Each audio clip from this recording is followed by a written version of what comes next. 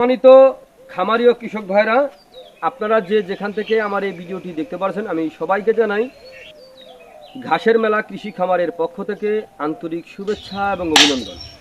আজকে আসলাম একটি ঘাসের জমিতে আপনাদেরকে দেখানোর জন্য অথবা দু একটি কথা বলার জন্য।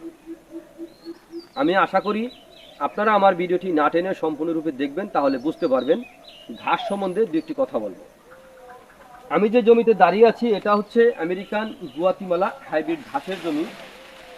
পাতাযুক্ত রসালো স্বাদযুক্ত ঘাসের জমি। দেখেন, ঘাসের কোনো বিকল্প নাই ভাই। ঘাস ছাড়া কিন্তু গরু ছাগল পালন করা যায় না।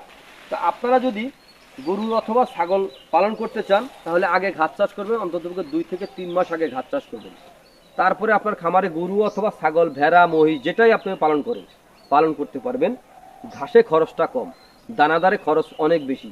তো এই আমেরিকান গুয়াতিমালা হাইব্রিড ঘাসের কখনো ভাই বিচি রোপণ করবেন না। এই ঘাসের ফুলও হয় না, বিচিও হয় না। বিচি রোপণ করলে কিন্তু আপনারা ধরা খেয়ে যাবেন। এই ঘাসে কোনো ফুল বিচি হয় না।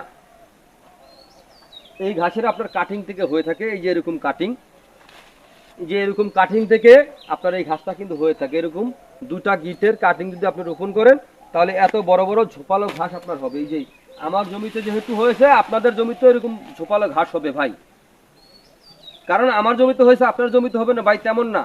এই ঘাসটা যে কোনো জমিতে হবে। যেমন আপনার এঁটেল মাটি, বেলে মাটি, দোআঁশ মাটি অথবা পাহাড়ের টিলায় আপনি রোপণ করতে পারবেন। কিন্তু যেই জমিতে পানি আটকিয়ে থাকে সেই জমিতে রোপণ করা যাবে না। যে জমিতে জোয়ারের পানি অথবা বৃষ্টির পানি হচ্ছে আবার চলে যায়, এরকম জমিতে আপনারা রোপণ করতে পারবেন।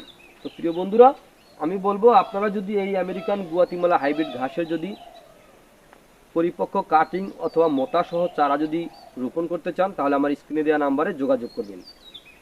যদি আপনাদের কাছে আমার এই ভিডিওটি ভালো লেগে থাকে তাহলে আমার চ্যানেলটিকে সাবস্ক্রাইব করে পাশে থাকবেন, নতুন আপডেট ভিডিও দেওয়ার সঙ্গে সঙ্গে যেন আপনারা দেখতে পারেন। তো আজ এখানে এ পর্যন্তই। সকলে ভালো থাকবেন, সুস্থ থাকবেন। আল্লাহ হাফেজ।